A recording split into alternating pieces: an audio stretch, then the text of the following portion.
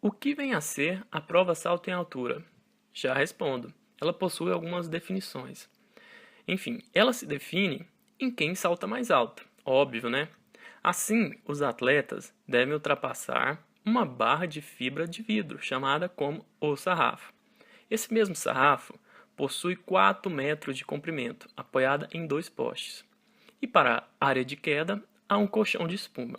Seguindo em frente, essa prova possui 3 estilos de saltos. Os seguintes estilos são tesoura, rolo ventral e Fosbury Flop. De forma breve, o estilo tesoura é o estilo mais simples de se realizar o salto em altura. Ele recebe esse nome em função dos movimentos das pernas para ultrapassar o sarrafo que forma uma tesoura. Embora a utilização desse estilo não proporcione bons resultados, ele é um ótimo educativo para o ensino do Fosbury Flop. Logo em seguida, temos o estilo rolo ventral, que é caracterizado pela ultrapassagem do sarrafo na posição de decúbito ventral. Mais à frente, chegamos ao estilo Fosbury Flop, que é realizado de maneira de costas, então a ultrapassagem do sarrafo é feita de costas. Para alguns estudos biomecânicos, apontam a maior eficácia desse estilo, devido a maior aproveitamento da elevação do centro de gravidade. Assim, ele é o mais utilizado por atletas de alto rendimento. O atletismo é um conjunto de atividades esportivas. Desses temos corridas, saltos e arremessos, que têm origem nas primeiras Olimpíadas realizadas na Grécia Antiga.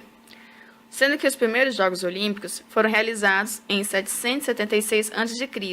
Das provas atuais, as primeiras a surgirem foram as corridas rasas, meio fundo e depois as de fundo e assim as maratonas.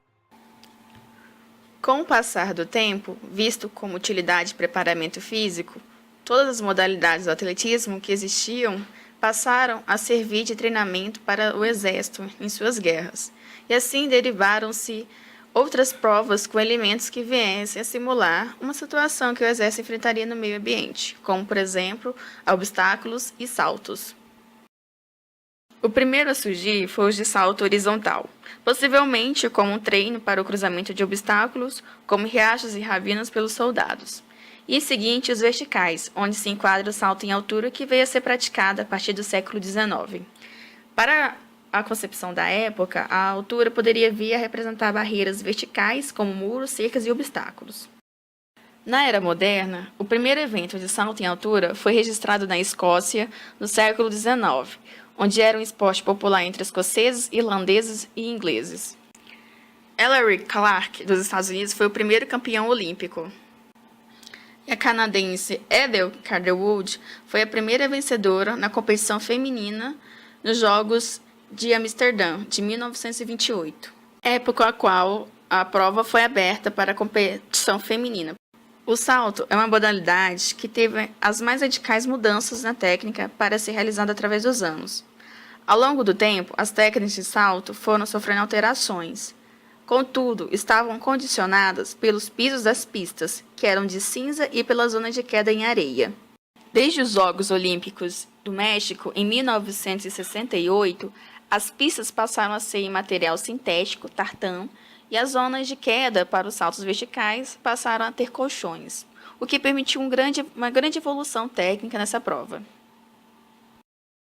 Falando em técnicas, no início os atletas se lançavam de cabeça por cima do sarrafo, mas para evitar que a prova fosse associada a uma disciplina acrobática, a técnica foi proibida.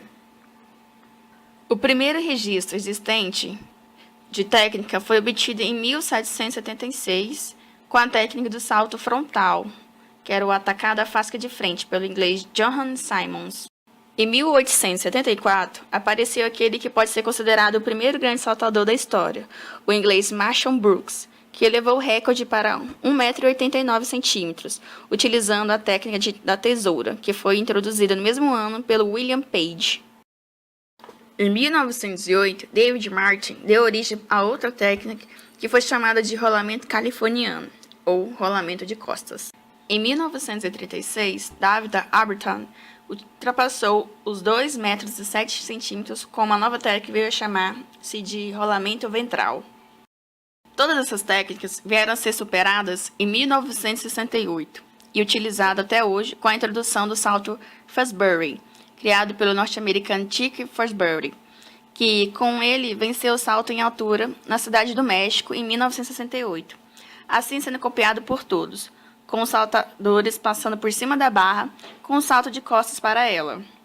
O salto só passou a ser possível com o aparecimento dos colchões de espuma para apoio das quedas, na década de 1960. Nos anos 50, saltadores criavam sapatilhas especiais para o salto, com alguma delas chegando a ter 5 centímetros de sola, feita de material poroso que funcionava como trampolim. Yuri Stepanov, da União Soviética, chegou a estabelecer um recorde mundial de 2,16 metros em 1957, usando esses sapatos, que então não eram contra as regras, mas a IAAF os proibiu nas competições a partir do ano seguinte. O salto em altura apresenta 4 fases: corrida, a chamada, voo ou transposição e a queda. A técnica da tesoura é feita a aproximação em diagonal. Ao se aproximar do sarrafo, a perna mais próxima do sarrafo se levanta. Com o tronco ainda ereto, é feita a impulsão com a perna contrária ao sarrafo. A perna passa com o tronco ereto e então cai-se em pé.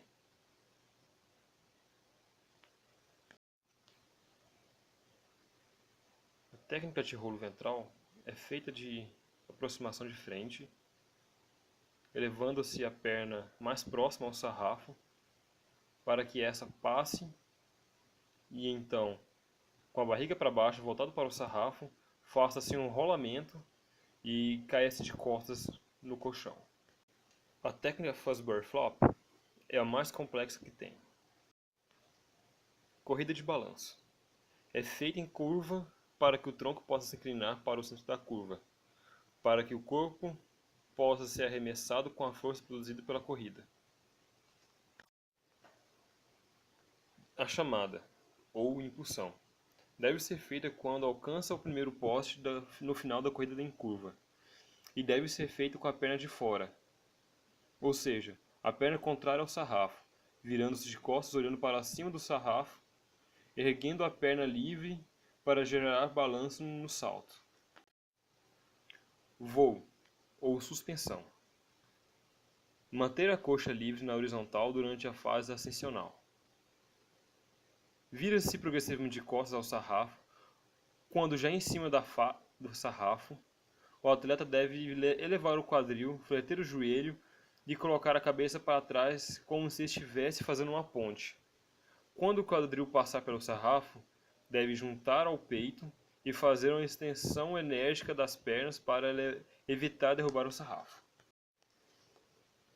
Recepção ou queda. Efetua-se de costas, mais ou menos à altura dos ombros, mantendo os joelhos. Regras do salto em altura. A organização da prova do salto em altura estipula a ordem dos atletas para a execução da prova por meio de sorteio. O atleta tem 3 tentativas para executar a prova, sem tocar ou derrubar o sarrafo. Caso contrário, será desclassificado.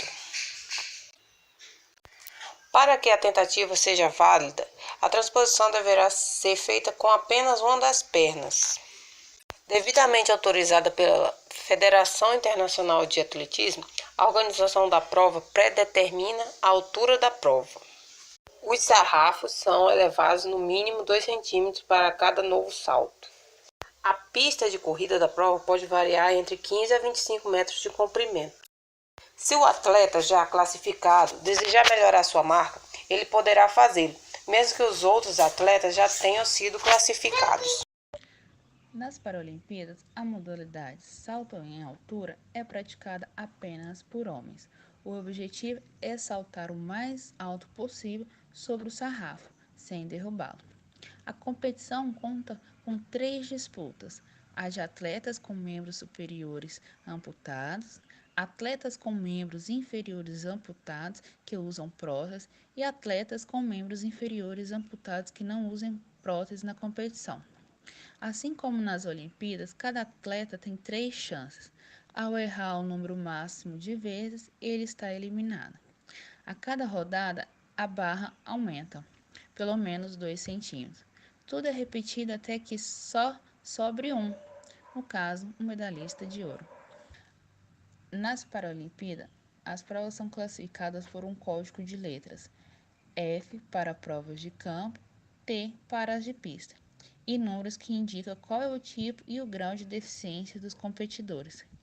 Quanto menor a numeração, maior o nível de deficiência. Vamos lá para a numeração. De 11 a 13 são com deficiência visual, 20 com deficiência mental intelectual, 31 a 38 com paralisia cerebral, 31 a 34 são cadeirantes, 35 a 38 andantes, 40 anões, 41 a 47 amputados e outro, 51 a 57 compete em cadeiras de rodas, sequelas de poliomielite, lesões medulares e amputações. De acordo com a IAAF, os atuais recordes masculinos pertencem a Xavier Sotomayor, em Salamanca, em 21 de julho de 1993, com 2,45 metros, com recorde mundial, e o recorde olímpico em Atlanta, 1996, com Charles Austin, com 2,39 metros. Os atuais recordes femininos vão para Stefka Costa de Nova, em 30 de agosto de 1987, em Roma, com 2,9 metros, como recorde mundial.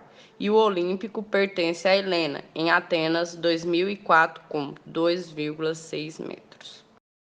E nos Jogos Paralímpicos Rio 2016, houve uma quebra de recorde do polonês Maciej Leptał, com 2,19 metros na classificação T44, que são as provas de corridas e saltos de atletas com deficiências nos membros inferiores no masculino.